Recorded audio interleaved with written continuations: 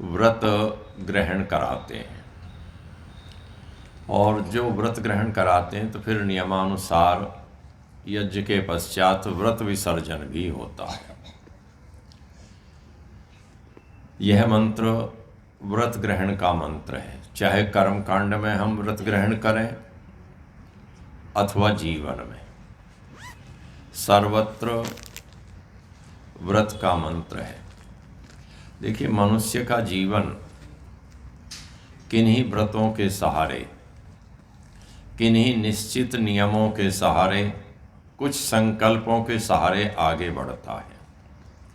यदि जीवन का कोई व्रत नहीं है, जीवन का कोई संकल्प नहीं है, कोई बढ़ने की उसकी दिशा निश्चित नहीं है, तो जीवन का आगे बढ़ना संभव नहीं है।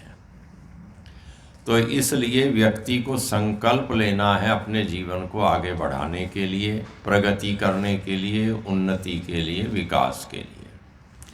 और संकल्प सर्वोत्कृष्ट कौन सा संकल्प हो सकता, उसको कहा अग्नेः व्रतपते व्रतम चरिष्यामि। मैं व्रत का पालन करूँगा, प्रतिज्ञा है। व्रतम चरिष्यामि, मैं व्रत का आचरण करूँगा, मैं व्रत का पालन करूँगा। किसके व्रत का पालन करूँगा? अग्नेः व्रतम, जो अग्नि का व्रत है, जो आगे बढ़ने का व्रत है। आगे बढ़ने का व्रत, प्रकाश का व्रत, ज्ञान का व्रत, ऊष्मा का व्रत।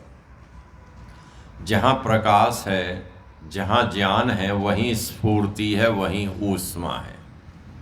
और यदि ज्ञान नहीं है, प्रगति नहीं है, ऊष्मा नहीं है, तो कुछ नहीं है।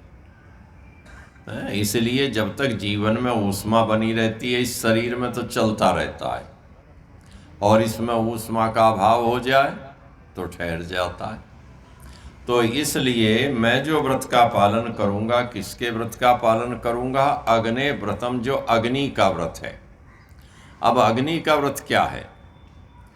अग्नि का व्रत दाहकता, अग्नि का व्रत ऊष्मा, और अग्नि का व्रत प्रकाश। दाहकता किसके लिए है? जो मल हैं, जो पाप हैं, जो कूड़ा करकट है, जो कुविचार हैं, दुर्विचार हैं, उन दुर्विचारों को दहन करना, उन दुर्विचारों को नष्ट करना। कई बार व्यक्ति के मन में अच्छा काम करते करते भी असत संकल्प उत्पन्न होने लगते हैं, तो उन असत संकल्पों को दहन करना, उनको समाप्त करना, और सत्संकल्पों को आगे बढ़ाना। सत्संकल्पों को आगे बढ़ाने के लिए अपेक्षित है ज्ञान, विवेक। तो उसका निरंतर पालन करना, अनुष्ठान करना। अच्छे कार्यों को हमने आज प्रारंभ किया और फिर छोड़ दें तो कुछ समय के पश्चात उसका अभ्यास छूट जाता है। तो इसलिए उसमें निरंतरता बनी रहनी जरूरी है। तो वह निरंतर्य बना रहे, तो उसके लिए कहा कि मैं उस व्रत का पालन करूँगा। किंतु क्या हम अपने संकल्प मात्र से किसी कार्य को पूर्ण कर सकते हैं? नहीं। उसके लिए चाहिए हमें सहारा। और सहारा किसका चाहिए? जो समर्थ हैं उनका सहारा चाहिए। जिस दिशा में आगे बढ़ना है, उस दिशा के जो जानकार हैं, उस विषय को समझने वाले जो व्यक्ति हैं, उनका सहाय यदि हमें मिले तो हमारा कार्य शीघ्रता से पूर्ण होता है, हम उसे पूरा करने में समर्थ हो जाते हैं। इसलिए कहा तच्छकेयम, मैं अपने उस व्रत को पूरा करने में समर्थ हूँ। तन में राध्यता, मेरा जो व्रत है वो बीच में ना रह जाए, वो सिद्ध हो। अर्थात जिस कार्य को, जिस सत्संकल्प को हम लें, उसे परिणति तक पहुँचाएं। बहुत अच्छे अच्छे विचार हमने बनाए और परिणति तक नहीं पहुँचाए, एक व्यक्ति सोचता है मैं बहुत बढ़िया व्यवसाय करूंगा, और बड़ा व्यवसाय करने के लिए उसने सबसे पहले भूमि का क्रयण कर लिया प्लांट लगाने के लिए, प्लांट भी लगा लिया और उसका संकल्प शिथिल हो गया। उसने लापरवाही करनी प्रारंभ कर दी, उपेक्षा करनी प्रारंभ कर दी, तो क्या उत्पादन हो पाएगा? उत्पादन नहीं हो सकता। उसके लिए अपेक्षित है जो उत्साह कार्य को प्रारंभ करते समय था, वही उत्साह उसके जीवन में कार्य की पूर्णता तक बना रहे। होता क्या है, मनुष्य बड़ी बड़ी योजनाएं बनाता है और प्रारंभ भी कर देता है, किंतु जब बाधाएं आती हैं तो छोड़ करके बैठ जाता है। परिणाम क्या होता है? जो उसने व्यय किया, जो उसने विनियोग किया, वो विनियोग नहीं रह करके व्यय हो जाता है।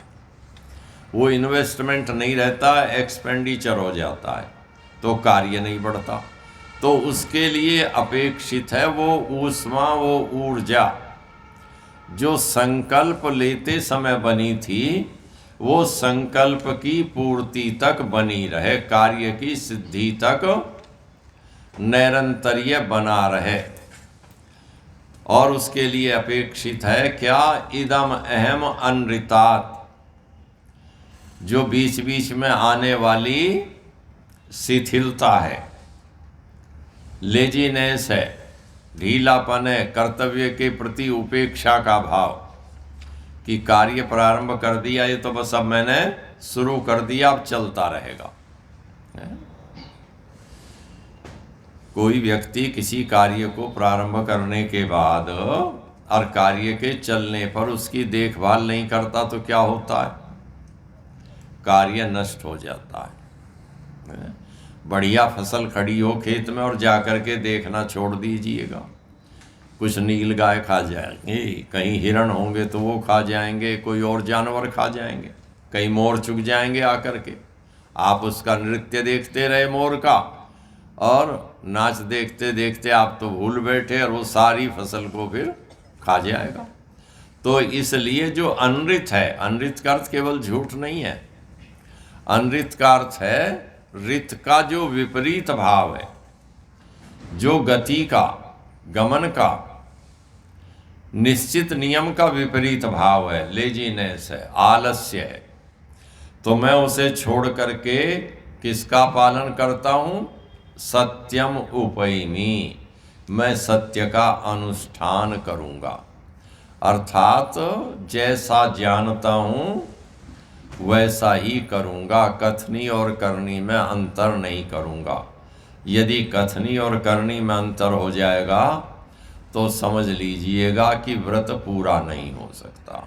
व्रत पूर्ण करने के लिए चाहिए वही संकल्प, वही उत्साह, और जीवन के प्रत्येक क्षेत्र में मनुष्य को आगे बढ़ना है तो उसे उत्साह के साथ, संकल्प के साथ कार्य को पूर्णता तक पहुंचाने से पहले बीच में आलस्य नहीं करना चाहिए।